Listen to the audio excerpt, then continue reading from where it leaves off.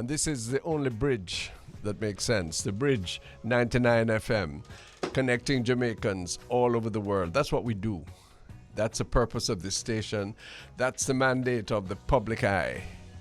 I'm Ronnie Thwaites. Thanks for joining us. It's been a long time since we've been doing this kind of interaction, but seldom with more purpose and direct intention to reach out to the diaspora, the people of Jamaica who live outside the rock, but whose navel string is buried here, and whose burial place is waiting for them when that time comes, and whose investment and whose hope, sometimes their disappointments, reside in this land.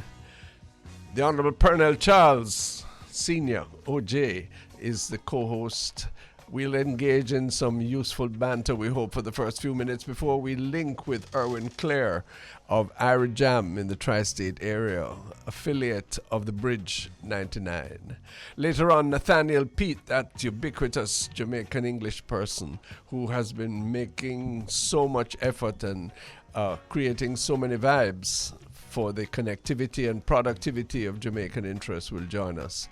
And later in the second hour of the program, it'll be Lloyd B. Smith, again, a veteran of the press in Jamaica, a former parliamentarian, political commentator. He will give us his wisdom on the local scene. It's time for you to chip in with us. The Bridge 99 FM. The WhatsApp text line, we'll be glad for your phone calls, is 876-551-5782. On the studio line, 876-676-4996. Available to you on the Bridge 99 FM. Remember, www.thebridge99fm.com is available to you, and you can subscribe to our YouTube channel, Bridge 99 FM. Thanks for being with us every Wednesday between midday and 2 Jamaica time. Morning, Mr. Charles, or afternoon, sir. How are you, sir? I'm well, thank you, but I'm worried today. You're worried? Yeah. I am worried too, but I am sure for different reasons. Well, you can tell me yours. My concern is on the international scene. The speech from Mr. Putin yesterday. Yes, man. Yeah, well, that's the same. Any one of us who are not worried about that could not have heard it. No. And when it comes from him, it's not something to joke with. And it's not something that is divorced from or isolated from Jamaican interests. Well, the world's interest. Yes, indeed. Jamaica might have a food interest and a trade interest, travel. But life interest. Sure. He said that he's not opposed to using the nuclear power. No. And that is a threat to the United States. Yes. Because the United States is the next nuclear power. Obviously. It places all of us in a situation of vulnerability. And us kind of people particularly, because there's very little we can do about it. That is the problem. You can say we can do nothing about it. We can do nothing about it. Yes, that is the problem. The second thing that's on my mind, just before we welcome Erwin Clare of Ira Jam, is the imminence of the bad weather that is predicted. We hope that it swerves, but it is, at this point, it is of acute concern to Jamaica, wouldn't you say? Yes, and if we look at what it has done to places like Puerto Rico and other nations in the land, we need to be worried. We need to be worried. We need to take whatever precautions we can, and that's very limited for people who live in depressed circumstances. Well, I would hope that the government, the Minister of Local Government, is going to follow the situation and don't give 1 day and 2 days. People who are living in riverbeds. Yes, have to move out. Ronnie? Yes. The rain fell yesterday. Yes. And I was at the foot of Red Hills. Yes. And what I saw going into the gully. Yes. I said to myself, suppose we never had that. Yes. And then, on a political thing, I remember that Buster Matthew was called gully government for doing it. Yes. Well, I was on the lip of the Hope River and had the same experience. The quantity of water surprised me for one simple rain event, which was of short duration. But that's the environment we live in. That's the reality that we have to share with our friends abroad. As we welcome Erwin Clare of Arijam for the Global Connection on the Public Eye. Erwin? So, Mr. Clare. He's chatting to others, but he's going to join us shortly. Here we go. Erwin, are you there? So we trust that. It'll take him a minute. I'm concerned. What's happening to your Prime Minister, our Prime Minister, and the Minister of National Security? They're saying things that are unhinged.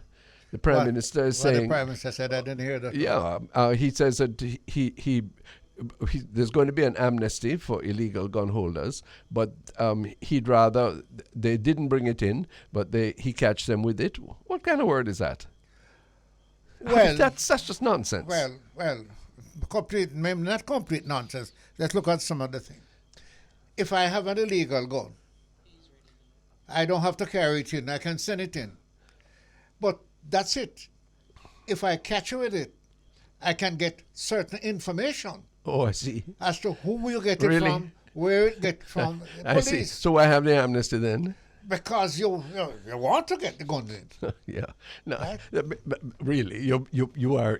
I'm being political. Yeah, well, no. But I am being political. Well, of course you can be. That's can't be otherwise. No, but Erwin Clare, we need to give Pearnel a KC. You know what KC is? King's Counsel. King's Counsel. He's a darn good bush lawyer. I mean, the best the Prime Minister could ever had. Better than some of the bad legal advice that he's getting. Gentlemen, I'll stay above this free. All right. But then don't. Well, you share with this. I have to finish the point. Yes. I mean, the Minister of National Security. Yes. Don't call no ambulance. What is that? Yes. Well, Those were No.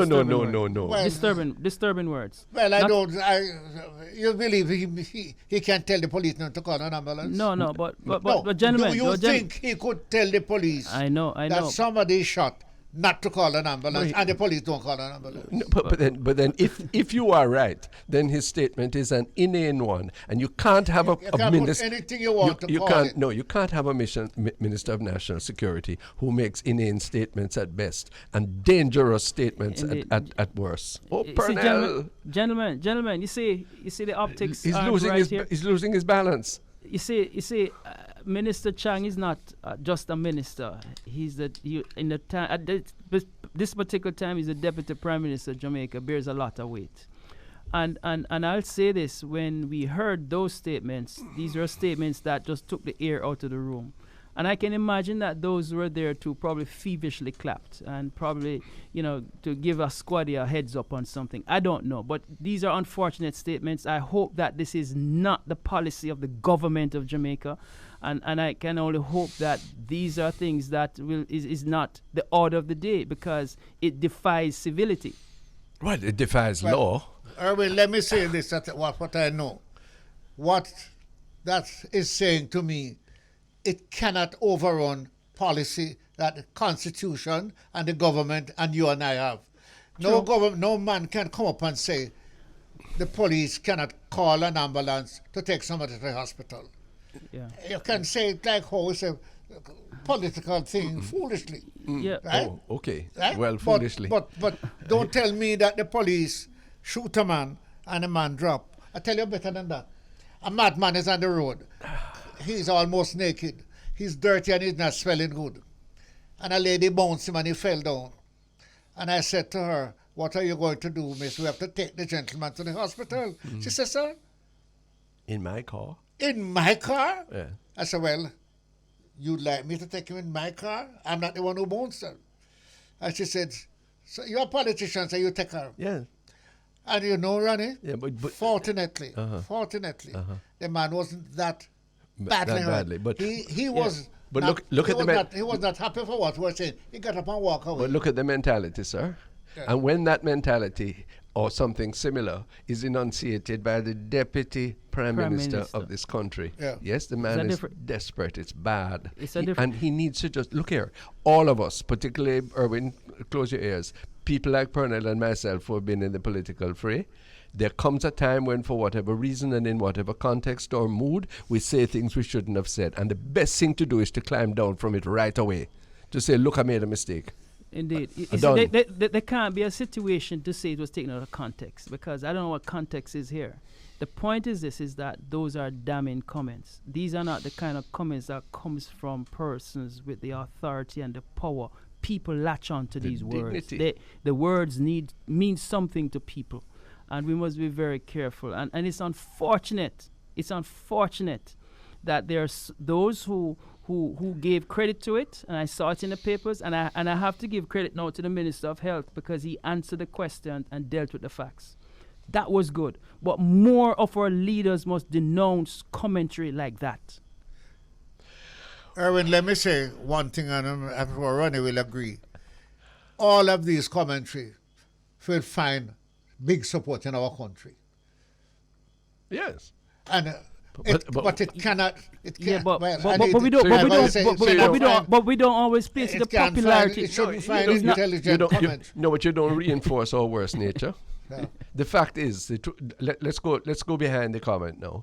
The fact is that Jamaica is exasperated at the level of criminality. Yes, and that leads to obligations and that leadership is supposed to have. When they can't perform and when they're called out, you get these kind of desperate responses. One of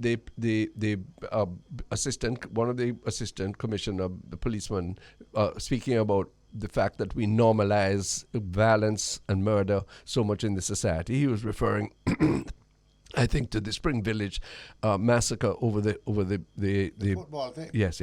We don't. Of course, we do that, but because we refuse to go to the heart of it. Yes, the private sector organization in their, I'm amazed at their superficiality, is asking us to come up with some conjoined policy about crime and violence. Okay, you need tough policing. There's no doubt about that, according to law and within the law. Yes, killing people is not lawful, except it is in the extreme cases of to save your life or the life of someone else. Yeah, let's get that part. Next thing, there are things that we could do. Yes, I spoke to a primary school of 1,400 children this morning. Yes, one of the main things that's going to lower crime in that inner city area is if all the children go to school. Put it another way. One of the things, the only thing that is going to lower crime, for crime in this country is education. But then hold on then. Well, so when education, if you are not, I'm agreeing with you. So that Erwin, when we come back from the break, we don't need to be bemused about the things we to do. We need to be intentional about them. Get the children in school. Get the idle youth off the street. But that is not. What are we arguing about? We're arguing about desperate means about shedding, matching bloodthirstiness with more blood to be shed. Yes, rather than dealing with the things that really can make a difference. This is the Public Eye in the Global Connection with Ira Jam. We'll soon come back. I want to read a quote for you both and for our listeners. I'm quoting, "The realities of action." Right? We were just talking about action in particular to national security. Well, the quote is, "The realities of action must follow integrity of purpose. If a government is to be effective, we demand greatness of our leaders and honesty in their promises, fairness towards all citizens with undue pressure upon none, economy in administration directed towards the greater development of the good life." You know where that quote comes from, Mr. Clare? It's a book called The Politics of Power, written published in 1989 by one Pearnel Charles. Yes? I quote you to yourself, sir. And I tell you something. When you read and come back tomorrow, you're going to ask me if I'm the same person. Well, I know you're the same person. No, because what does that really mean, though, sir? If you are the same person, of course you're the same person. Yes, but to tell you something, Erwin, I said something to Ronnie a while ago, and that is, can this, what we are calling democracy in Jamaica, and we might well say our two-party system, because from the beginning other parties have tried, can it survive? And look at it, more people seem to be getting happier, so they don't vote until when the election is, well, anything come, and they have a reason. They say, boy, the toy are the same thing. And so we back out and left for now. I'm not going to get anything changed. And we are down to 38% of vote. You know, is it 38%, Ronnie? Well, less than that. In many instances, the government of the day was chosen by 21% of the entire electorate. Oh, Wow. So not a good testimony. Not a good testimony. No. For politicians. And in a situation which we have to draw your tongue on this, Erwin Clare, as we began the program before you joined us, the jeopardy of the world, and particularly small dependent states at this stage. I mean, the news out of Moscow is very, very disturbing. It must be for people in your bailiwick in New York. And it certainly reverberates immediately into the livity of our Jamaican people, wherever they are. What do you say? Indeed it is, because if we're talking about a leader that recognizes now that the desperation factor, one would say, is now chiming in and leaving nothing off the table, including his nuclear armaments, it is indeed cause of concern. And so even as our president gets ready to speak at the UN, if he's not doing so now, the question will comes up, what happens next? Because the world has find itself at some serious crossroads right now, and a lot of uncertainties going forth. Well, I said this to Ronnie sometime, that I am disappointed in what we call the United Nations. What the United Nations was meant to do.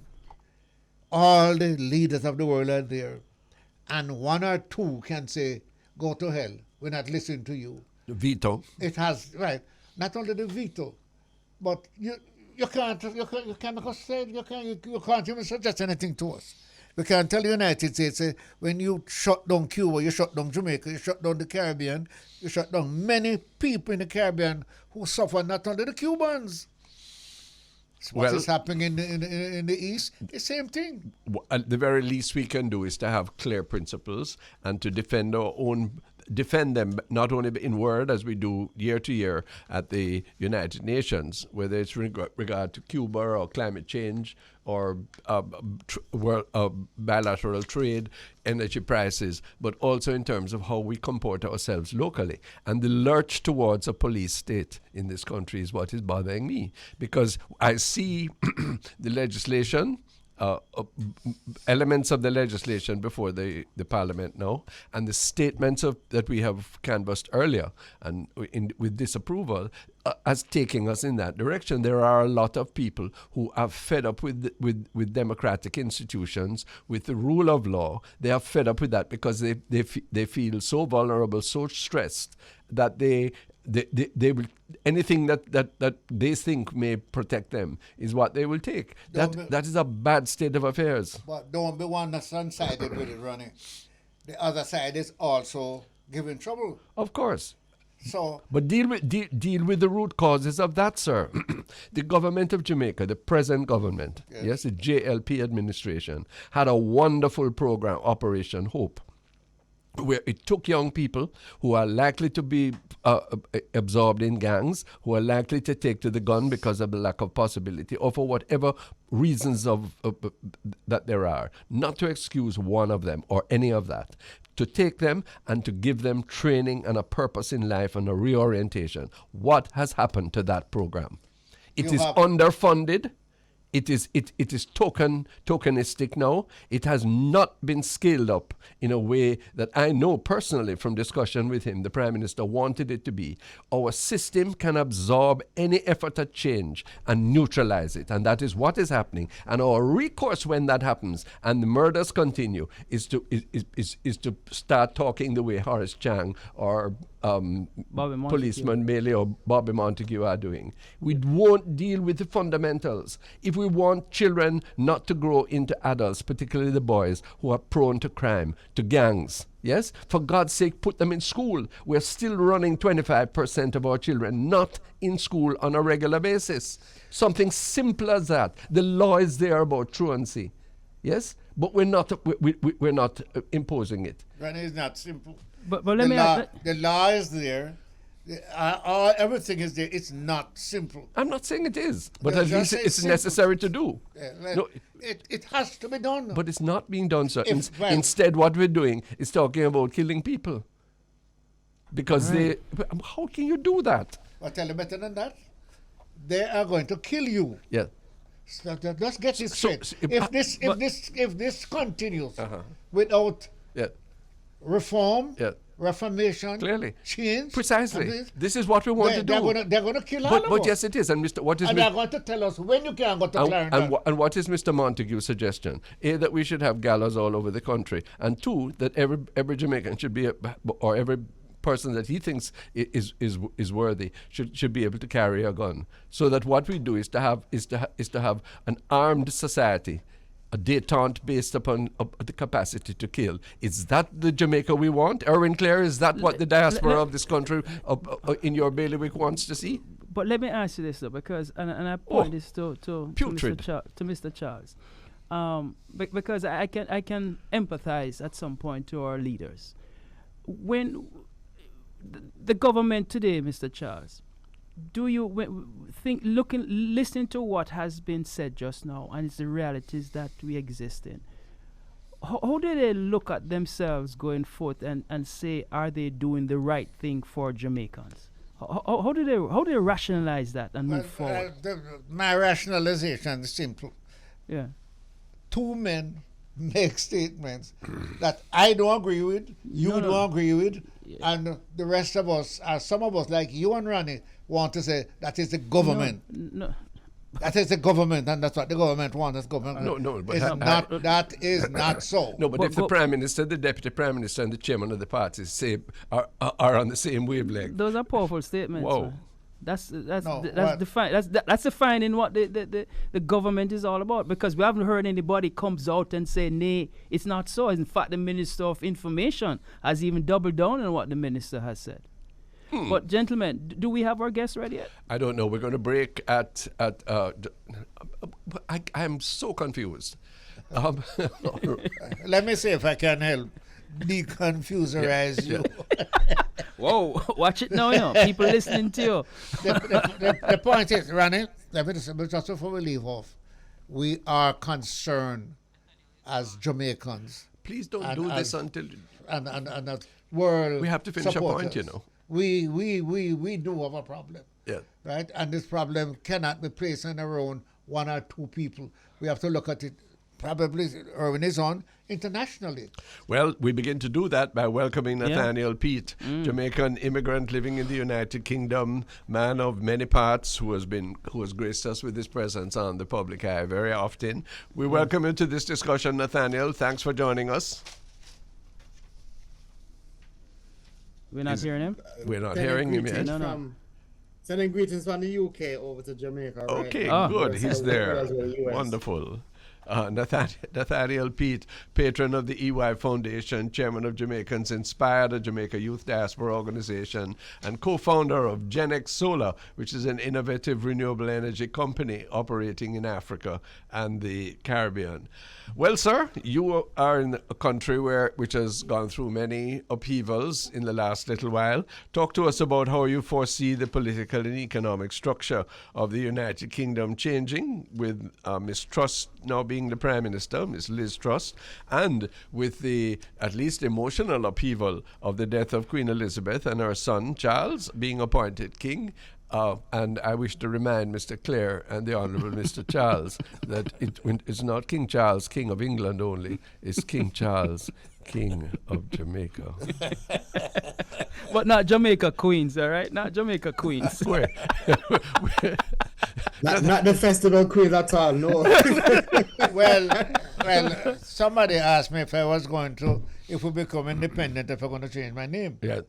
And I said, well, we have a few thousand police buttons to change. We have a few thousand people who have their stamps. Yeah. What do they call them? Yeah. Don't worry about those things. But listen, those are continuous. Yes, Yeah. I know. It's an industry. An industry will be created, and people will be employed. Well, And it'll be- let's hear from Nathaniel. Yes. What's happening in the UK? How are the Caribbean interests reacting to all of this?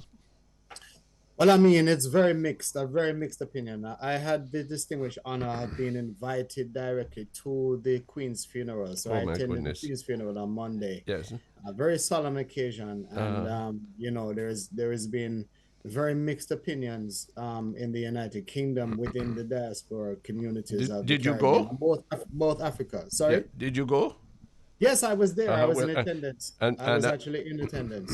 And Jamaican taxpayers were also present in the persons of not only Prime Minister Holness and Governor General Allen, but their wives as well. I don't know, Lady Allen went too. So I understand that. so boy, we really check for the monarchy.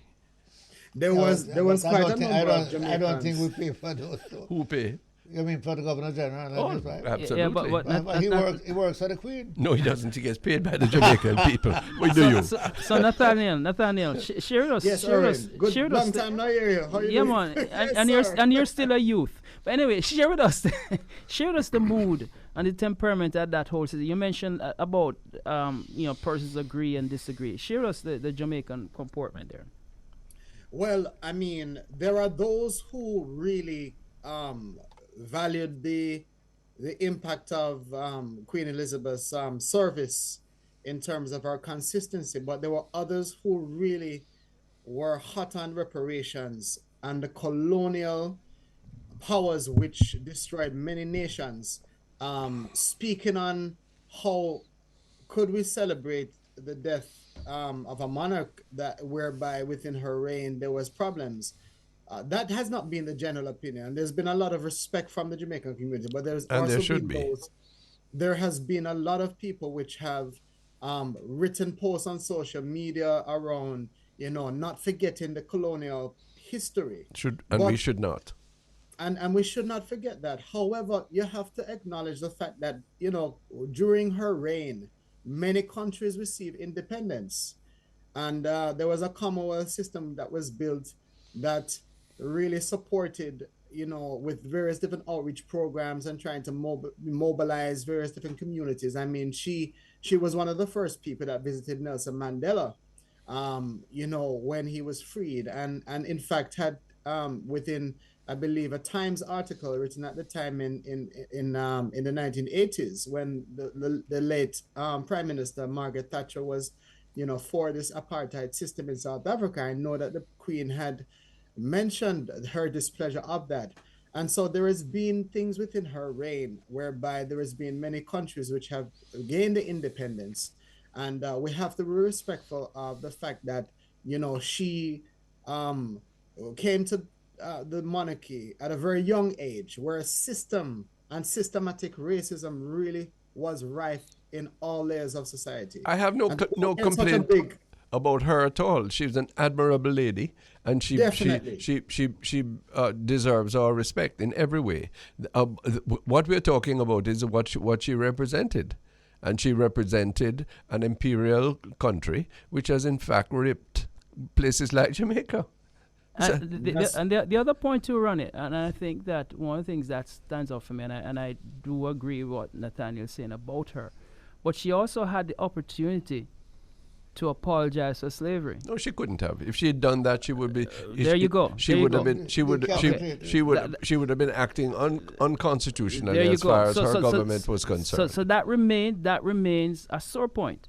So the situation here is not the lady herself, is what she represents. Yeah. And go ahead, Don. Well, no, I was just saying the implication was because she didn't apologize, there was some personal delict in that regard. Mm-hmm, she couldn't. Mm-hmm, yes, mm-hmm. But the fact of the matter is that needs to be done. I'm not. Apology is one thing. My concern is that there be, if we're going to be reconciled, reconciliation in theological terms needs, first of all, acknowledgement and regret, and as far as possible, repair. Ronnie, the only one that I'm interested in is repair. Because, trust me, I don't know how you could deal with the niceness of this woman, the powers and what she represents. Well, then, where was... How could you present that? Okay, so Nathaniel is a British subject, I'm sure, a citizen, Yes. and therefore I can understand him going to the funeral if he was Yes. invited. What were our people doing there? Why is our Prime Minister a member of the Queen's advisory body, the Privy Council? And why the devil wasn't there immediate acclaim in Parliament on Tuesday or Wednesday when Mr. Julian Robinson said, come on, let's put the referendum to become a republic on the ballot with the local government elections. Done it now. Everybody should have agreed there instead of all the hitch that are going on. Anyway, gentlemen, we're going to take a little hitch here to make a break. Because we have to respect Nathaniel your Peat, advertisers. yes, please stay with us. We soon come back. This is The Public Eye and Ira Jam. It's a Bridge 99. Linking with Ira Jam in New York, interviewing Nathaniel Peat in England. I'm just looking at the CNN monitor, Nathaniel, and it's telling me that egg prices have gone up by 40% over a year, flour by 35%, and bread by 38%. How are you managing? And can you imagine when those prices reverberate down into Jamaica? Nathaniel Peat, are you having cost of living crises in England too? And what you're going to do about the heating? Yeah, man, there's so much happening in the United Kingdom around the rising price of rent, the rising price of food, rising price of energy. There was some big announcement made from the energy companies about a hike. And the Prime Minister, the new elected Prime Minister, Liz Truss, has put a cap on the energy bills. However, I know that there's families still struggling. Where the wages are not increasing. There are strikes which are happening, via the transport system as well. Teachers are not getting the pay that they need. There is a lot of crisis, in fact, with poor people, young children. You would be very surprised at the amount of poor, as people classified as poor in this major city, this cosmopolitan, metropolitan city of London. There is so many people that are going to struggle when the recession hits and when these problems occur. In fact, there has been a depreciation as a result of even the bank holiday that was just held. Because of Queen's funeral, there was even GDP which dropped. There is a lot of things which are happening now, and people need to really think very wisely about where they're living, how much they're spending, and really budgeting for household expenditure, whether that be for bills or rent or council tax or any other thing like that. So it's very difficult. I think the pinch is going to be felt globally, and it will trickle down through the amounts of people that are traveling overseas to Jamaica, diaspora returning to Jamaica in terms of airfares, going up and everything. I think it's going to have a global impact, definitely. Erwin, what's the situation with your people in the tri-state area? That's right. I was hoping Erwin would come in. Maybe he's distracted for the moment. But what's the situation? When I speak of the prices that I see indicated here, people on minimal incomes or fixed incomes must be feeling a great pinch. Erwin? Yes, are you hearing me now? I'm hearing you now. Yes. Yeah, the economic situation is still of major concern. As you know, the Fed is expected, if they have not done so today already, raise their interest rates, and we'll see that permeating throughout credit cards and the whole situation of housing prices as far as mortgage rates are concerned. We're expecting those scenarios. But one of the things, though, is that there's still a resilient factor here. There's still opportunities for growth. There's still opportunities for employment. So that is the mixed messaging, one would say. I don't think people are holding their heads down and saying the worst is yet to come, so we're not doing anything. People are still going out and doing what they can to make it happen. And let's also remember this too, is that many of our communities find themselves as entrepreneurs. So they're out there. They have already pivoted. They have already adjusted. If you think that we didn't learn from COVID-19 and its after effects economically, yes, we have, and we're making the amends there. We've seen the prices of gas has come down over the past couple of days, over 99 days. They says now. I think today is the first time it actually went up, but there's still concerns in the marketplace. But I do know that there are also Jamaicans here in the diaspora who have not forgotten Jamaica, and they're still sending remittances home, and they still plan on traveling home. So, the economic situation we have always seemed to defy, our actions seem to always defy the realities in the economic situation. Well, that's very encouraging. And let me say, and I have to invite Ronnie to see a little of my side today. If we are having so much problem in Britain, in America, what are we going to have in Jamaica? Well, my concern is to agree with you, but to ask what do we do? Because, I would like to use this medium to reach out to the folk who Nathaniel Peat interacts with in England, as well as those Erwin Clare in the U.S., to say how much we respect their regard for their country and their continuation of support in various ways for our situation, which we are less able to deal with even than they, with all the difficulties that has been overstated. Now, if that is the case, but Nathaniel, I'm interested.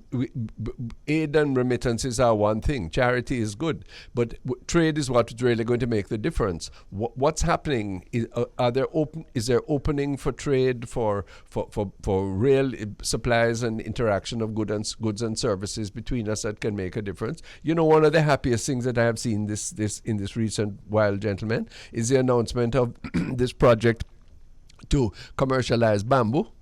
Yes. In Jamaica. Yeah. That's great, What we're doing is taking a renewable natural source which is underused up to now, and people are actually investing in it in order to make something valuable without compromising the environment. Now that's very, very good when you add it all together. What do you think? Absolutely.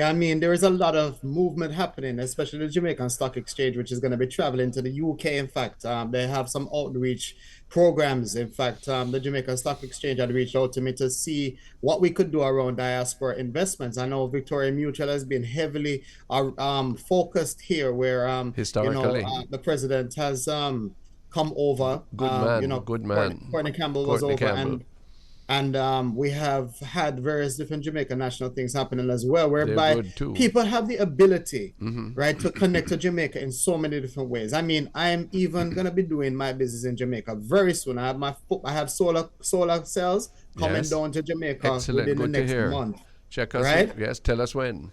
That's good. I have solar panels landing, which is going to be before the end of the year. Yes. And this is so that we can establish business in Jamaica. Jamaica has such a ripe opportunity for stepping in at this time of economical crisis, because we have the ingenuity, we have the intelligence, we have the ability. Good news. Listen to that. And what we need is more diaspora support. Yeah, but you see, but hear this now, and you heard what Nathaniel just said. So what's happening in Jamaica? What our leaders? What are we doing about all of that? Well, we're open.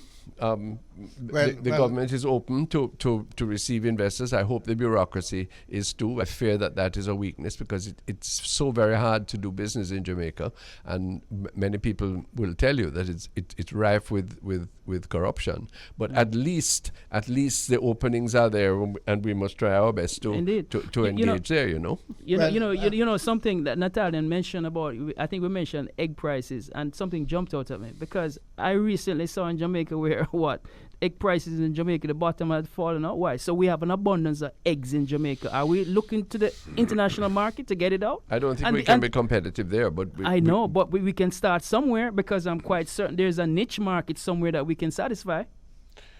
Absolutely. Absolutely. And I even want to pick up on this, because Jampro even reach out as well, because they're seeking partnership. Yeah.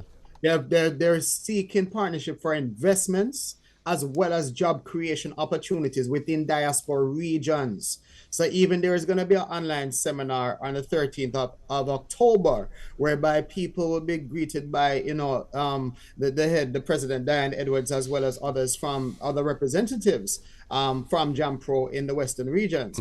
Again, this is to engage investors, diaspora members, and both others that want to support the philanthropic efforts, as well as the tangible investments into businesses and to create job creation in Jamaica. What we need is really the diaspora support to train and develop Jamaicans locally, and then the investment for the infrastructures to go into once we can get the incubation of the talent, the raw talent that is in Jamaica right now. That is when Jamaica has the ability to become a production house for the entire region. When you think about the slave trade, where Jamaica was centrally located for sugar and cotton export into the United States and out into the wider Caribbean and into South America, we are perfectly located for manufacture and perfectly located for import and trade. And we just need to come together. We need to work together in partnerships. Tap into the Jamaica Stock Exchange webinars and seminars they're going to be doing. Plug directly into the JamPro events that are happening around partnership and support and job creation and investments. Plug directly in even to the passport office, which is coming over to the United Kingdom and into regions whereby people can get citizenship and so forth. Second and third generation Jamaicans having the ability to invest in Jamaica but not knowing how, will find out how to do that through these types of seminars. This is going to help to stimulate the economy in Jamaica, and I believe we will rise through and that will come through strong. Indeed. And gentlemen, and I'm speaking directly to our Jamaican brothers and sisters, you're hearing the enthusiasm. And it's not just talk, because Nathaniel has had a track record of deliverability. So the question then begs itself, with all of this potential, we better be ready. We cannot miss Pearnel, out what on I'm these hearing is very opportunities. encouraging, you know. Yeah, but let us do some looking at what is happening. We have more companies formed in Jamaica over the last year than any other of the previous 5 years.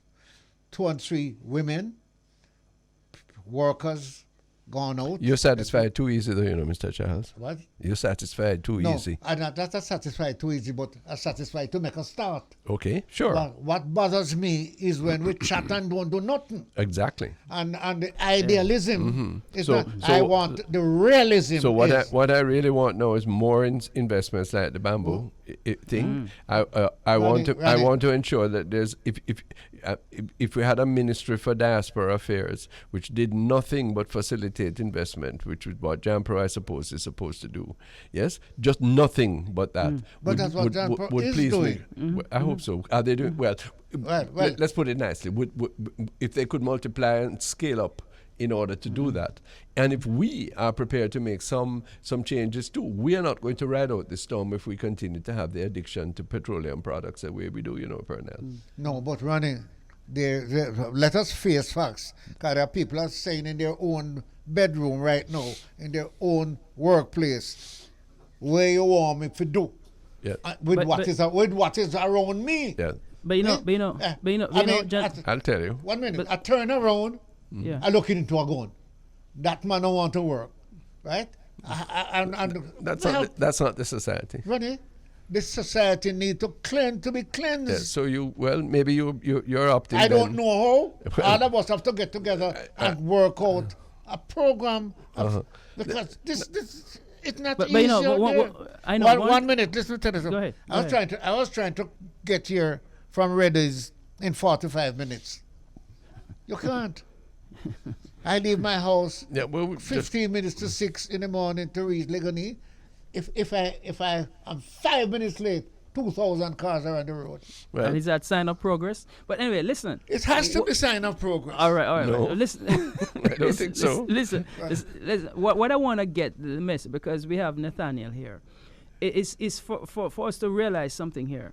And he represents the younger of our generation, many of whom were not born in Jamaica or socialized in Jamaica, but still having the impetus and the interest in Jamaica. That is what we need to cultivate. That's the new remittance revolution, intellectual remittance that will be necessary to take us to the next level. We have to make sure that infrastructures and the support mechanisms are in place to augment that process.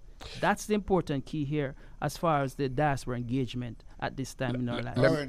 Ronnie Thwaites been fighting me and others who seem to be not coming on board. We are not training our people sufficiently to be ready for that revolution. But why not? Ronnie, you're asking me, or I should be asking you. Well, and two of us need to recognize right now, you can't find a man to work with you. All right. Can I suggest something to the bridge? Let me just mention something. Because there is many people that have the ability to give loans directly to Jamaican-owned business. If there is a way for the bridge to connect business, whereby you do an interview with some companies, tell them what they do a live pitch, and then seek the diaspora for investment into these private companies. That could be something where it's tangible for diaspora investment, because if somebody has £5,000 or £10,000 they can sow directly into a startup company in Jamaica, that would really help a business in Jamaica. You know it would. Now, small businesses are the backbone of the modern economy. It is SME, it is the SME sector. Sure. In addition to this, there is several ways in which we can invest directly into the stocks in Jamaica, whether that be private or whether that be public companies. Again, that has an impact on GDP of the country itself. This is real tangible ways in which the diaspora can do that level of investment. Where we're even speaking about the Jamaica Social Stock Exchange, again, looking at the philanthropical charitable organizations, investing in them first as a donation. When they reach that level, when that IPO is hit, then immediately that becomes now a tangible return on investment. Let me ask Nathaniel and Erwin, though, is the level of trust sufficient for that? For the institutions, for example, the Jamaica Stock Exchange, for JAMPRO, of course, there is going to be a level of trust for these. Sure, these institutions. If you have international companies which are listing, or you've got international investors that are going through JAMPRO to do business, then of course the diaspora can do that. The Jamaican diaspora really just wants to understand what it is, and the problem that exists both in Jamaica and in the diaspora is lack of knowledge. Because they have the money, they have the resources to invest or to do it, but they lack the knowledge. What does the Jamaican consulate in New York and the High Commission in London do, if not that? Well, I mean, again, resources are limited within the consulates and also with the Jamaica High Commission, where the resources are very limited. But that's penny wise and pound foolish. There's a heavy reliance. Honestly speaking, there is a heavy reliance upon the diaspora to help to push things. But they do a lot. They send out to the network. They send out the links. They send out I love the suggestions you're making, and certainly we will recommend it to those who program on the bridge. That's exactly what we need, so that people can have the kind of connection that is private, in the sense of not being statal, but which meets the needs for that interaction and stitches together the various concerns. And I think the time has now come then when we look at how, to answer your questions, Ronnie, as to how we look at our embassies and consulates. They're probably equipped to deal with situations as a result of Elizabethan times, and now we need to shift their focus. We have seen it. We have seen activist consul generals here in New York and in Miami and elsewhere doing their outreach. But I think though they are burdened with certain responsibilities that limits as much as they can do. So once again, we have to break out of the system in order in order that better must come. What about the Jamaican financial institution, Nathaniel Peat? Just last word, because the trouble that people are having in Jamaica, and that investors also have, is with this corresponding banking structure, the know your own client requirements, which can constipate the most profitable venture. Indeed. Yes. Is there a financial institution that the countries of the Caribbean, because any one of us is too small, that can set up, that can facilitate the kind of trade that Pete and Claire are talking about? It seems to me this is the kind of thing I would love to hear discussion about, and action. Indeed. There you go. I think it's time for the break. Yes, not only break, but to say, I have to leave you, gentlemen. You have the pleasure and the privilege to continue a dialogue with Mr. Peat. Well, it's time for us to take a break too, I believe. But anyway, just want to say thank you very much for your being a part with us here, Nathaniel, and thanks for your continued support. What I love is the linkage between London, New York, and Kingston. Indeed, that is the elixir of the future. Nathaniel Peat, grateful for for your company. Keep going. Thank you for your ideas today. Thank you for being a resource person on the public eye as often as you are. And Erwin Peat, enough respect. Check you soon again. One love. This is the Public Eye on the Bridge 99 FM, the international station bringing Jamaicans together for enterprise, for liberty, and for the great hopes of the future. We'll soon come back.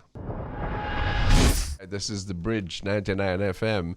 Coming up in the program a little later on this segment, Lloyd B. Smith, the social and political commentator, editor of the Western Mirror, and former member of Parliament for St. James Central, will be joining us. We want him to give us a dipstick, a barometer reading on the political climate after the PNP conference, having regard to all of the statements and efforts by government to make things better for us. Look forward to that as we go ahead. Recently, Mr. Charles, there have been statements that have seemed to indicate a greater openness or a greater demand for political consensus. The private sector organization says that the government and the opposition must get together and come up with a crime plan. Really, I'm tired to hear that because there's been so much talk about it, but very little action. Why don't we have Vale Royal talks every week? Why don't we have a sense? We know who the government is. We respect who the Prime Minister is, which political party forms the government. But why can't there be some jointure in terms of avoiding some of the cynicism, some of the dispute that is not helping us forward? Last Sunday, you may have read it in the Gleaner, Philip Paulwell, a noted PNP member, wrote a piece on why political consensus is so difficult. I was disappointed because he didn't show me the way forward. No. I'm worried about the last statement you made. For the fact that Philip Paulwell, I read it. Yeah. And I was very, very satisfied. Good. That he was able to write and have it published. Yeah. And if you recall that Phillips I'd said the same thing, exactly. which you constantly remind us of. Right? Yeah. Bruce. Yes, right? pretty much on the same line. You and I won't have to put ourselves in there. The fact is, it's good to have some of us able to get published and to canvas. It is better. Right? And it's relatively new. Well, if you look back in the past, some of the guys who have gone on before us used to say certain things, you know. Yeah. And there's a columnist, Gordon Robinson, as I mentioned to you earlier, who has been quoting statements, documents by Michael Manley, and then later by Bruce Golding, towards the same end. That is pointing out that the winner-take-all situation doesn't help you. I noticed, for example, just so for your comment, that yesterday in the New York Times, they reported that 200 of the most eminent scholars of political theory and practice in the United States, people like John Axelrod, Francis Fukuyama, and others, have said that the winner-take-all system in their operation, which is different to ours, but on the same principle, can't work. It's placing their democracy in jeopardy, as these scholars see it. They were writing to Congress.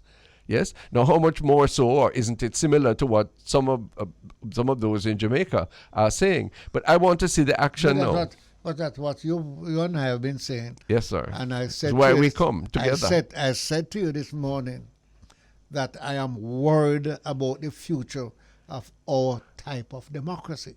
To hear that coming from someone who has devoted his life to the service within that system is very, very trembling. You know. Well, let me frighten you a little more. Lord. I don't want to see the PNP fail. Yeah. Oh. Listen to me clearly. Let me make it clear. Yeah. If the PNP fails and the JLP is total, we don't have that democracy that we want. Right. Now, I might say, I would love, from a political point of view, I would love to see the JLP ahead. But the PNP has to be there. Yeah. If we don't have the kind of democracy that we want. Okay, but does that mean that you are defending this cutthroat winner-take-all system that we have between those two parties? I am saying right now that you have presented something here. Yeah. Right? about I am for proportional representation. proportional representation. I am not saying we must abandon the PNP and the JLP Right. politics. Yeah. I'm saying that if it continues the way it is going to run out. Well, I think it's happening right in front of our eyes, and you're correct. But for the life of me, obviously Andrew Holness and Horace Chang are struggling to cope with the crime and violence problem. Yeah. Who can say that they would not be, that their struggle would not be helped if they were in strong partnership with a Mark Golding and a Peter Bunting and others, just to use the names of those and things? Surely it must help. Well, How could it? what we are saying, How could it hinder? if what we are saying we are looking towards a development, Yeah. it cannot go one-sided. So therefore, what is preventing it now? Why not have it right away? Let me tell you what is preventing it. What? Look what your most popular politician said, Yeah. that the government of Jamaica Uh-huh. has taken something that Michael Manley said, Uh-huh. and a thief. Yeah, but that's waste talk. But But anybody who objects to that is in fact misunderstanding, because it is an honor if I take your ideas. Yes, if you have a good idea Yeah. and I adopt it. Yes. That is a good reflection on you. But you need to go back and read. I know exactly what you're saying. It's not Yeah. only one. But it is but frightening. let's get out of this tribal mentality, no? And You- the way we do it is to respect each other to the point where we sit down regularly with each other, instead of having that scrapping match that goes on in Parliament. All right, let me joke you with something. Joke me. And I'm going to joke you too hot because the truth is this, that Yeah. you're right in some of the things. Yeah.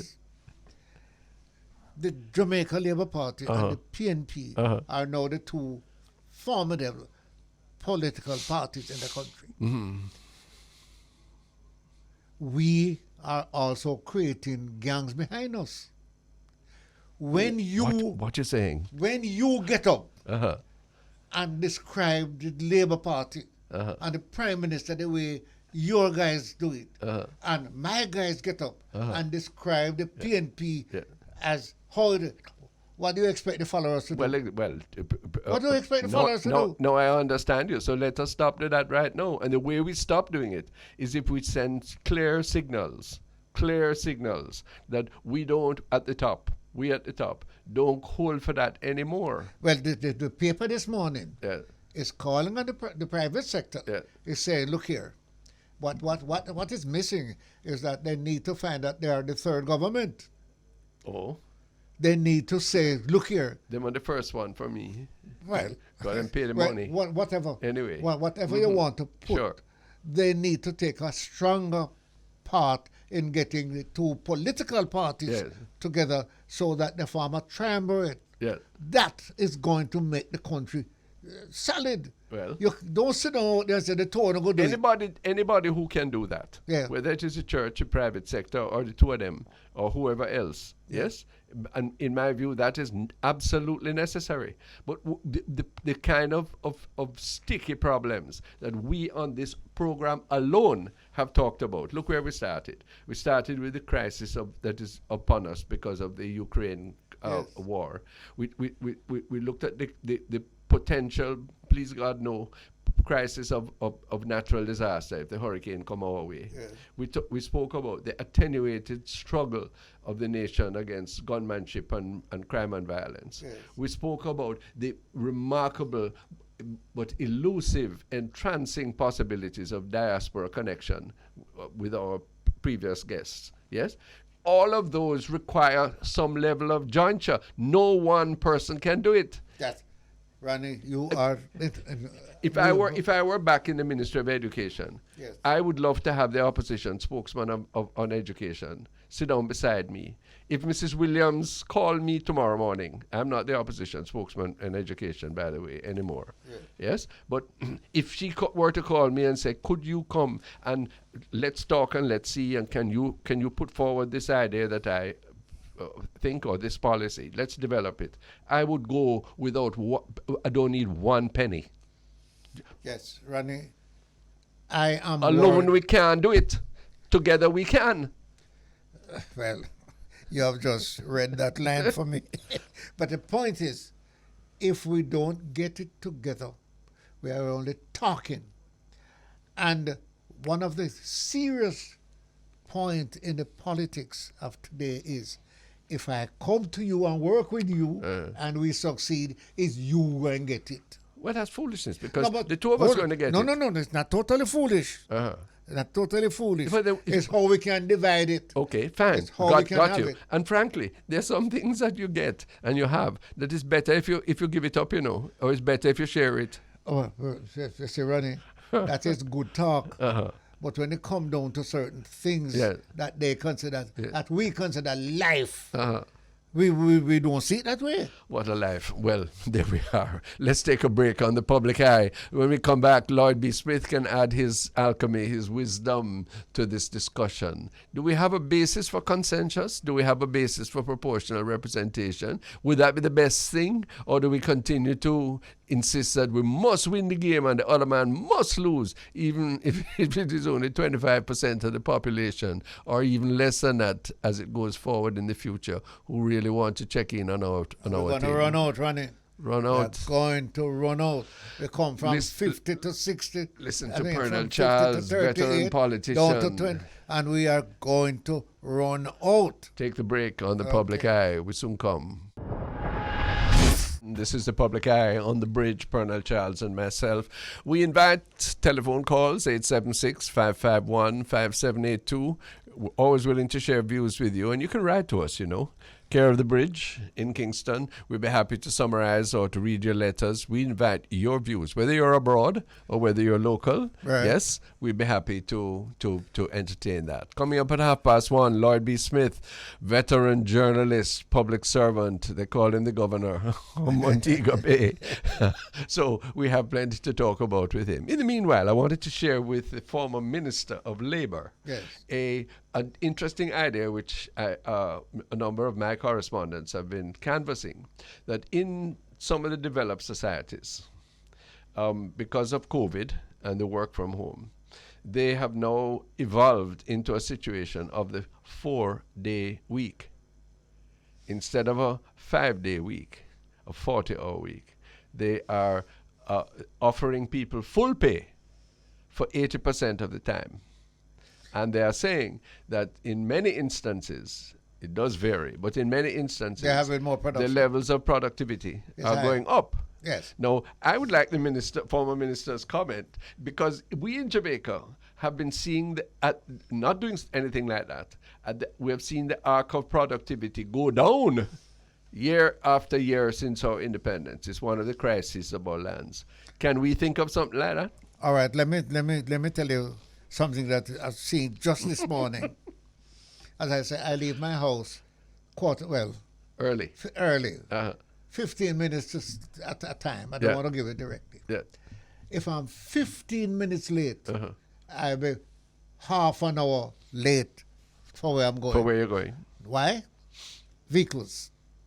Now, when you consider that productivity is serious, between 6 o'clock and 8 o'clock Yeah. is traffic jam in Jamaica, where they're going to work. Yeah. So you can't reach work before 9. Yeah. All right? So let us say you lose an hour productivity. Right. If you check in the evening, by 3 o'clock, the road is full again. Worse when school time is on. Hey, people going home, they're going to pick up the children. So I would like to see the production bar. Our man there that speaks to us, forget his name now.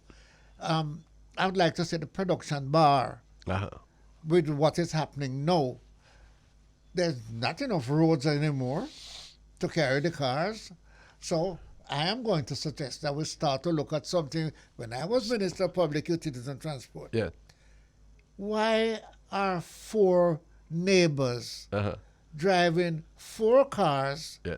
and they only have 1 or 2 persons with them? So you're thinking of carpooling, Very much. all right, or staggering. Very much. Remember we said we were going to do that, sir? Yeah. But then there's an idea we just talk about. we promote talk and then and drop. we don't do. Because But there's no way we are going to find enough roads yeah. to carry the amount of vehicles that I see parked in all the car lots Yeah. throughout Jamaica. I don't know why they're here, But how they came, But and and what let's the- look at another factor. It's not just the numbers, but the amount of fuel that is being expended. No, if you look at our balance of trade, the biggest drag is the importation of fuel. Yes. Yes? If we are finding ourselves where the prices are going up, where international forces that we cannot control are impinging on all those things, which it seems to me they will continue, Yes. then surely one of the things we have to do is to say, can we economize and save ourselves, save our money or foreign exchange, yes, balance our books and our lives better by doing these things. Now, if you tell me that I can work one day at home, yes, a young banker this morning came to see me. And I said to him, why are you not at work? You're dressed in sports clothes. He says, I'm working at home. My Yes. company doesn't have an office desk for me yet. They're expanding. Now, if he can do that, can happen with every profession. We know that. There are some which demand site presence. But if you can do that, if we can, as some parts of the United States are doing for different reasons, say to children in school, okay, you have learned the habits of distance learning during COVID, yes, in order to accommodate other children or to save fuel or whatever. One day of the week you're learning online. These are things that I would like to see our public service assessing and saying whether it is practical, whether it can achieve the productive ends, whether it is really economical. Because otherwise we just keep on doing what we're doing, and you are chalked up in traffic when you're 5 minutes late. Well, I am It don't make sense. I am saying to you, I would like those who are in charge of productivity, Yeah. measuring productivity, to tell me if I'm wrong. No, I think you're right. Because you're losing at least 2 hours in the morning, and you have to go home 2 hours early to reach home Do you see, sir, if you to ever pick up the children. yes, and let our diaspora audience share this pain with us. When you are driving on the Mandela Highway in the afternoon or in the morning, it's bumper to bumper traffic for about 15-20 miles till you reach Old Harbour Pass. You know. Yes. And suppose we didn't have the highway. Well, exactly. No. No, but I touch that. Yeah. That is something that government has to look at. Yeah. If I were government, I would be saying, why more people are not using the highway? Yeah. And they say it's too expensive. Yeah. Now, look at this. Otherwise, a foolishness. Because look at me who's saying that. When I check what it takes me from Old Harbour back into Mandela, the time. Has a value. Hold on, no? Creeping, Yeah. burning gas, Yeah. and the value of my being there. Yeah. I'm paying less than 10% taking the highway. Highway. So nobody think about No. going on the highway, Lost saving opportunity. time, Yeah. saving petrol, Yeah. saving your vehicle. Yeah. Right? Sure. So we need we need to well, educate indeed, people. that's what I'm saying. We need guidance in that regard. Well, let's take Portmore. Uh-huh. The people don't want to spend another $50. So they all pack up on the highway. On the and I-95. they spend 1 hour and a half Well, on the highway. An hour, uh-huh. bumper to bumper. Yeah. Come through there for $50 Yeah. and reach your work in 50 Well, minutes. I don't know what the dynamics are, but it does seem counterintuitive. You're right. No, but all we're doing is using our experience. And people will say that, oh, how you get so much wisdom now. But Yeah, you should well- have that. But that's nonsense, because experience is what teaches you. I want a man to tell me how I get so much wisdom. I will tell them Yeah. where me I come from as a Bridgman. Yeah. My teacher tell me go and cut me head and put education in there. Yeah. If me no learn. Yeah. So I will tell you where I'm coming from. And I disturb you to tell you this, Ronnie. I disturb you to tell you Yes. this. Let's go back to Portmore. Uh-huh. Much of when I was minister, we made a place in Portmore for a ship Yes. to carry people across. Yes. I think 300 at a time to come down here. And I worked out how we take off all the taxis Yeah. and put them down at downtown Yeah. to carry people uptown Uptown. and carry them back down in the evening. Sure, we use the And, harbor. and over there, Uh-huh. and we'd have the boat Yes. carry Ferry. over. Ferry. For the ferry over 3,000 people in Yeah. an hour and a half. Yeah. Rather than taking. So what happened to that plan, Minister? Oh, man. We're doing the same thing for Port Royal. Yes. And that one didn't work. Right? Well, The people coming from so- Port Royal so- come downtown in 15 or 20 minutes on the On the ferry. at the ferry, Uh-huh. and a cab take them up to the place and I reach their work and go. Yeah. But as I said to you, it's not everybody think about productivity. Well, that's going to be part of the discussion, because productivity and politics not only start with a P but are interrelated. When we come back with Lloyd B. Smith, this is The Public Eye on The Bridge 99 FM. Soon come. Thanks for being with us on The Public Eye. It's a pedigreed name in Jamaican radio, and this is The Bridge 99 FM. And Pearnel Charles, the Honourable Senior Pearnel Charles, is our co-host, as we welcome the Governor of the Western City of Montego Bay, Lloyd B. Smith. Hi, Lloyd B. Hi, Ronnie. Hi, Pearnel. How are you both? Why? We're not as good as you. You know, you are retired. And Retired from what? Lloyd B, I have a criticism before you start. Yes. Uh-huh. I noticed that you have retired from Parliament, not from politics. Yes. And I am also pleasantly surprised that you are seeing things a little different. Like you're seeing things like my friend Ronnie Thwaites. I think he's seeing things different, and he said I am seeing things different. I'm wondering if you're as concerned as I and Ronnie are about whether or not the present political system can survive as it is. It cannot survive as it is. It needs some retrofitting. There are elements of, to me, archaic practices and structures there that need to be revamped in this new age, information age.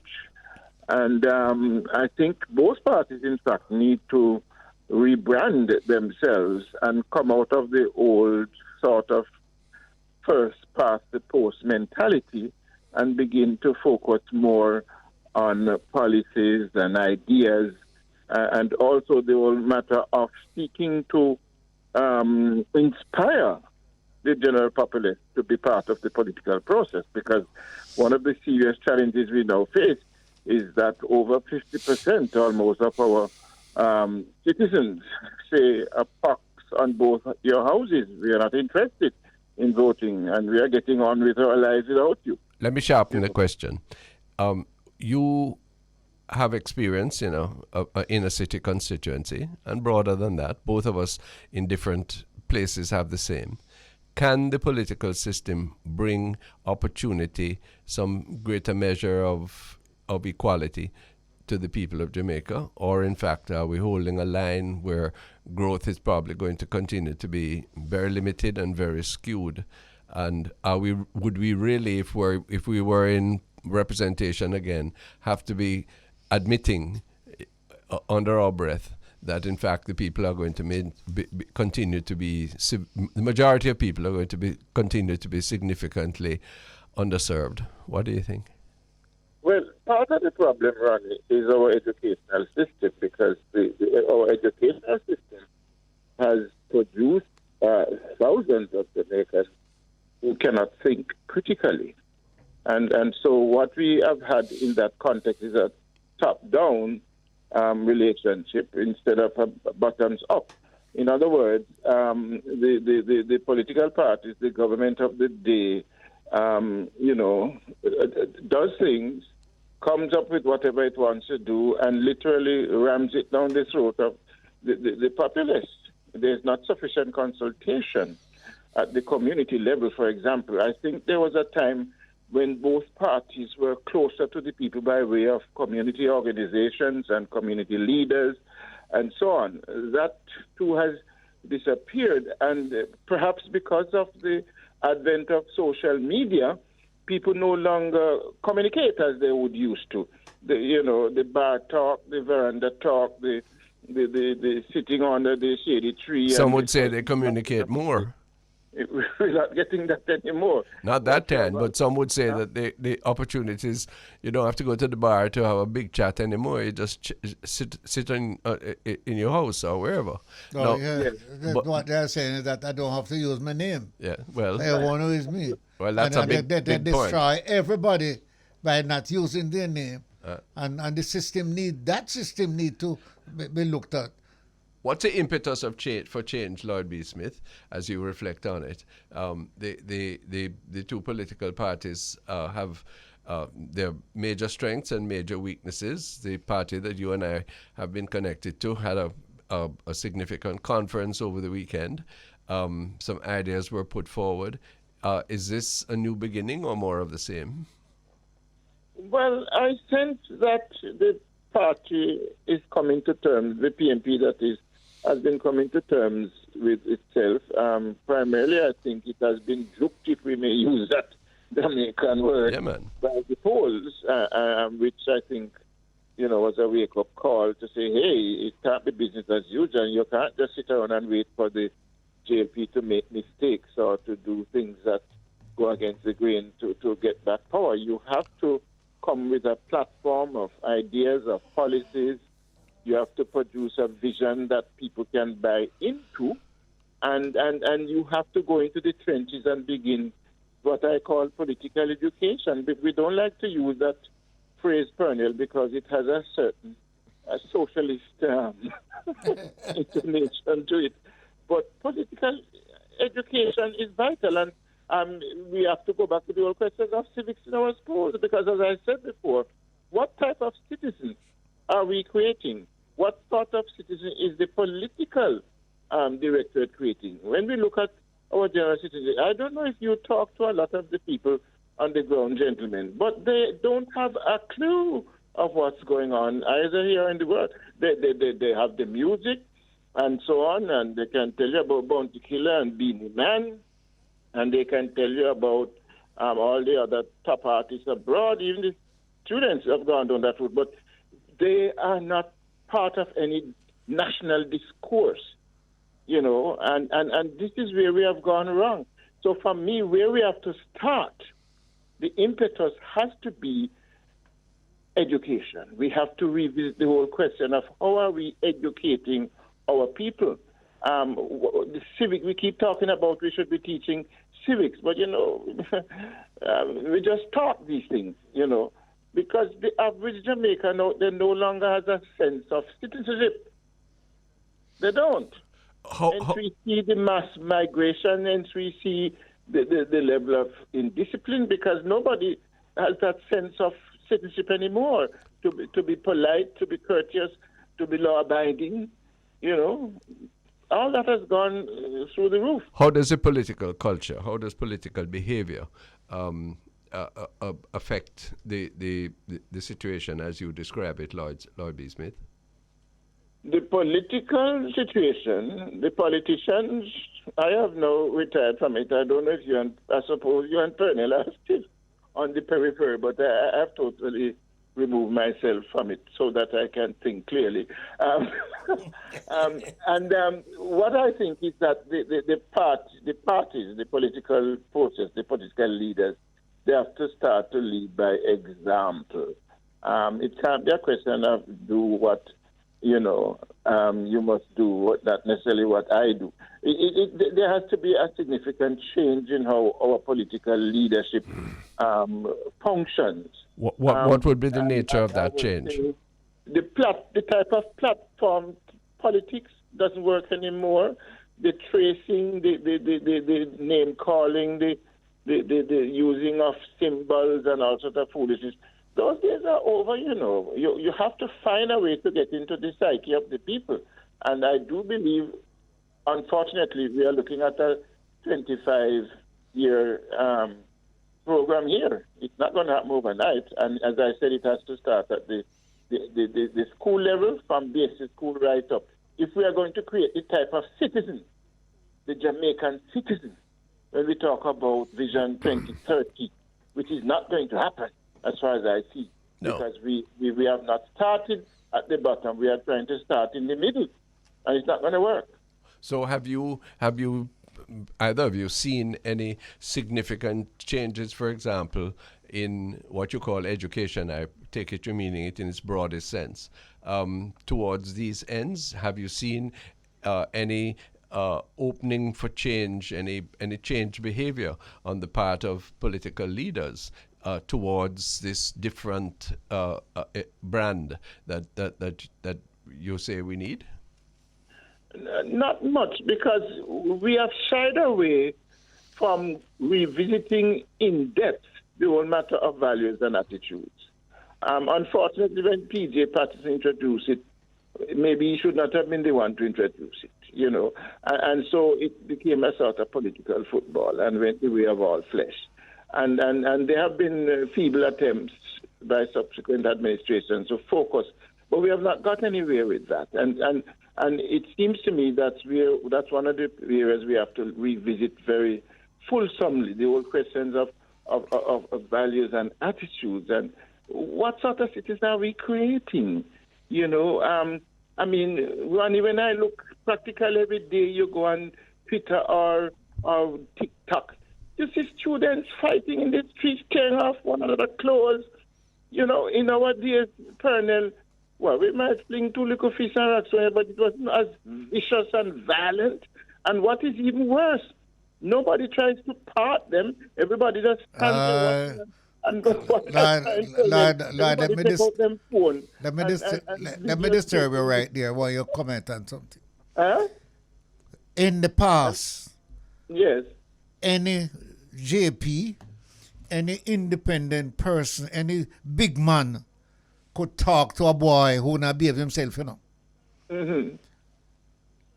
When teachers try to bring some of the bad boys, as we know them, under control, parents going to school will grab up teacher, you know. How do you expect to get away from that sort of confrontation between parents and teachers, between citizens in communities, on children and grown up? Well, this is not a talk shop. You know? When we come back from the break, Lloyd B. Smith, all of the measures, the concerns that Pearnel is expressing and the measures that you're suggesting are long range. Was it Keynes who said that in the long run we all are dead? What are we going to do in the short run? All will live. Yeah. Do you see what are the prospects for for greater consensus that might at least roll the wicket for some of the changes that we need sooner rather than later, as well as prevent us from, in my view, the utter embarrassment of having come up with this beautiful 2030 vision, which I agree with you is not going to be achieved. We're talking about the political culture. We're looking positively to see what can be done. Lloyd B. Smith is our guest. We soon come on The Public Eye. This is The Public Eye on the Bridge 99 FM. It's a new station. The idea is to bring together the Jamaican interests all through the diaspora, anywhere in the world. That's what the Bridge stands for. Talking with Lloyd Smith, political commentator, editor-in-chief of the Western Mirror, about the political culture, the prospects for change. Lloyd, do you see a sense of appreciation in the by both political parties, either one, that we need each other in order to get anywhere fast?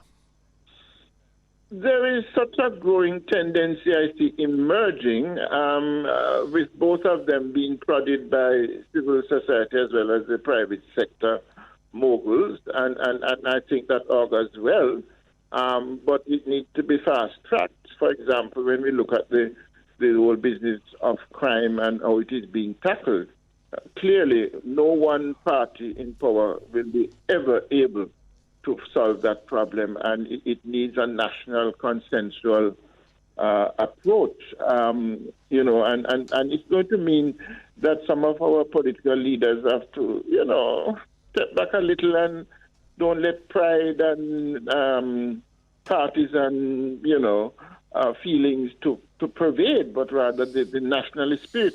But one of the ideas I want to throw into the mix, I'm being the devil's advocate here now, both to you gentlemen, is the whole question you did ask about how you hinted rather, the fact that we have the long-term thing that we have to deal with, but at the same time we have to try to find a way to deal with the short-term.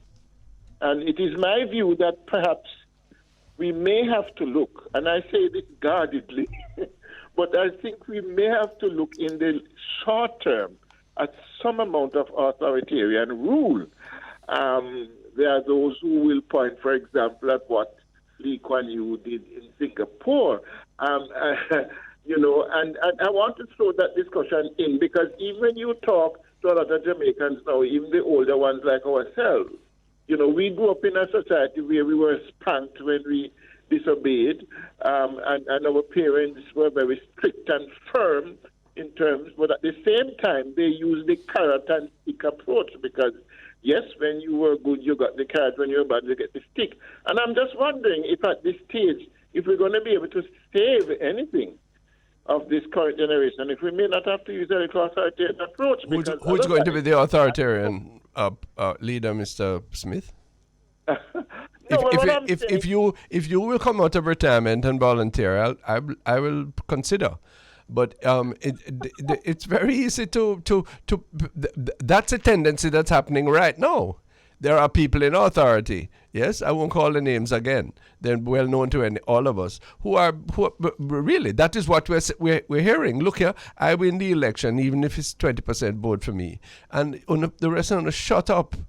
I'm going to tell you what is going to be done. We've had an attorney general who had the effrontery, having sworn to uphold the Constitution, both as a professional and as a political leader, who has said, "Look, you're going to have to give up some of your rights."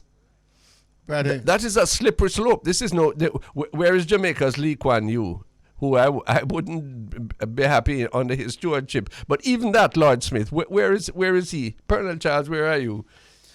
I will tell you where I am. There are three words that I want you to think about. Yeah. And the private sector is asking for consultation. And at the same time, that is opposing confrontation. And what we would like to get is a consensus. Now, let us look at those three things. How can we arrive? How can we get past the consultation? Now, the first past the post is not going to give you a non-confrontational approach because I have to destroy you in order to survive. To win you. There's no silver medal. Believe me. Yeah. And there's no second place in that. No. And because there's no second place, silver medal. I have a suggestion. You know my suggestion as to I how we know, avoid that. But your suggestion, I will tell you, is a talk suggestion. Okay. I want some, Lloyd B and myself, we want some practical thing. I'm that in favor going to talk to the young people who say the reason Uno come to talk to me, right, is because Uno got it already, Uno get it, fat, and Uno want we get it, and we so find out we forget it. The one thing we can do is stay as we are. Lloyd is suggesting whatever a measure of authoritarian rule is. I'm in favor of proportional representation, Lloyd Smith. Yes, that was a thought, that's a political idea that I once embraced, but so that with some amount of the problems, I think, especially in our type of parliamentary democracy. Yeah, what it does is to prevent the winner take all spoils, and it provides it allows that other people have a share in the decision making. Yes, difficult though it will be. That's going to be too many little parties all over the place. No, that you can have thresholds. But the right, what you can't do is to stay as we are and or lurch into the kind of well, I use your term, authoritarian government, because that has no end. When I talk about authoritarian what do you mean? Let's look at, for example, at the transportation system as we have it now. The level of crass indiscipline. When one taxi minibus driver have 200 tickets and not a damn thing is done about it. Pearnel is there as Minister of Transport. You once remarked, I remember, I don't know on what program it was, you were talking about, you stopped and came out of your vehicle and dealt with some minibus driver who, I think the vehicle was that think that they were playing lascivious music. That's the type of authority type thing I'm talking about. Lloyd, I have two problems on that.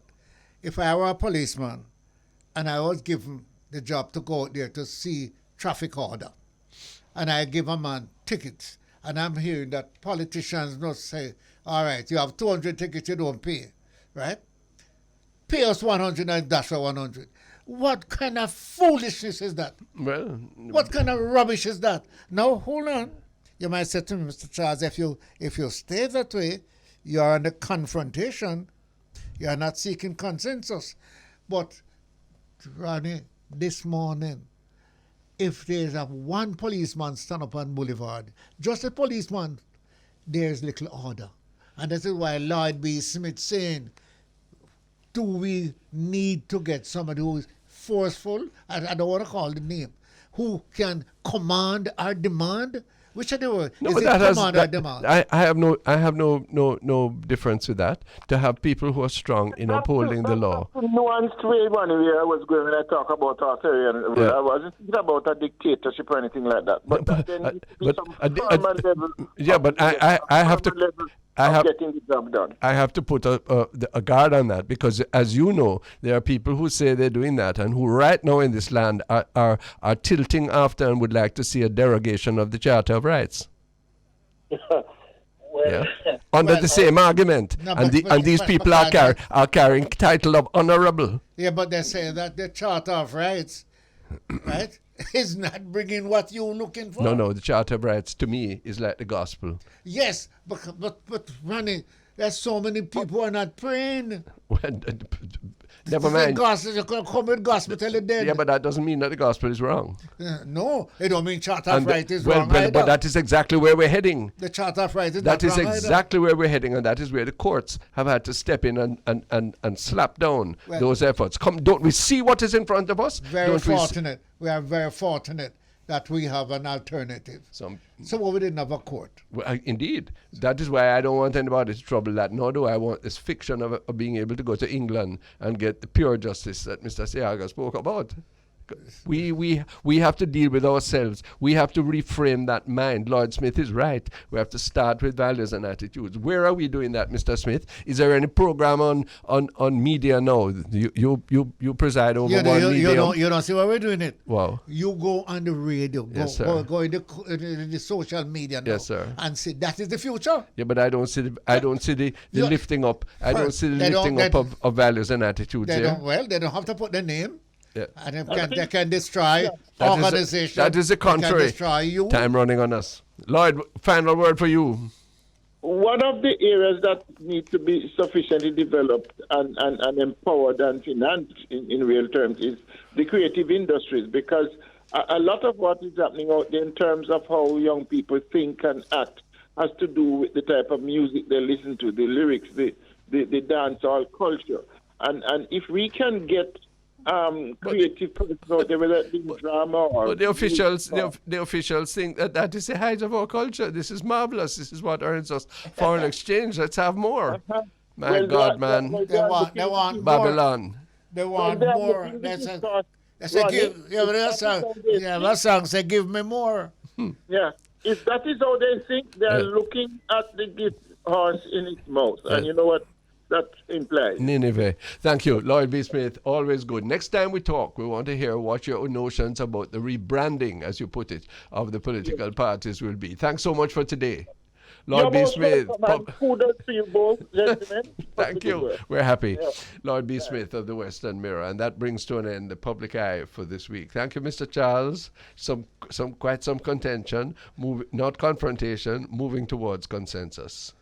Yes, that confrontation if we can move it to consensus. Yes, better. Without somebody feel that they have been left out. Thanks to LaFane, thanks to all of the crew that has made Public Eye possible. We give way to the other programs on the bridge and invite you to join us next week, Wednesday, at high noon for the Public Eye.